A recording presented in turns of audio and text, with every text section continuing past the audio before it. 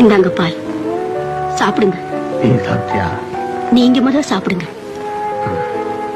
எங்க போகணும்? பாத்ரூம் கொஞ்சம் வாங்க. மெல்ல. மெதுவா மெதுவா. சாரு சாரு, உன்னை என் அம்மா மாதிரி நினைக்கிறேன். என் தாய் ரூபத்தை உன்னை பார்க்கிறேன். எழுதின உயில ஏன் மறுபடியும் படிக்க சொல்றீங்க? அண்ணா நாம வாழ்கன்னு அடிக்கடி நான் சொல்லுவேன்.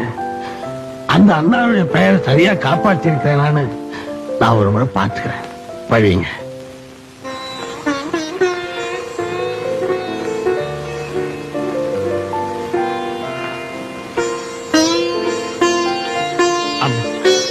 என் கடமைகள் எல்லாம் நான் முடிச்சேன்னு நினைக்கிறேன்.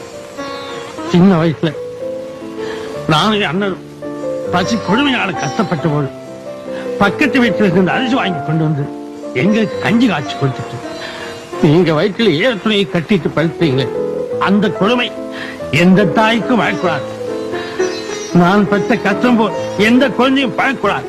அதனால்தான் எல்லா குழந்தைகளுக்கும் சத்துணவு போட்டு. அம்மா அம்மா, எனக்கு ரொம்ப களைப்பா இருக்குமா, ரொம்ப களைப்பா இருக்கு. அம்மா ரொம்ப களைப்பா இருக்கு. உங்க மடியில தூங்கணும்னு ஆசையா இருக்கு. அம்மா உங்க மடியில தூங்கட்டுமா?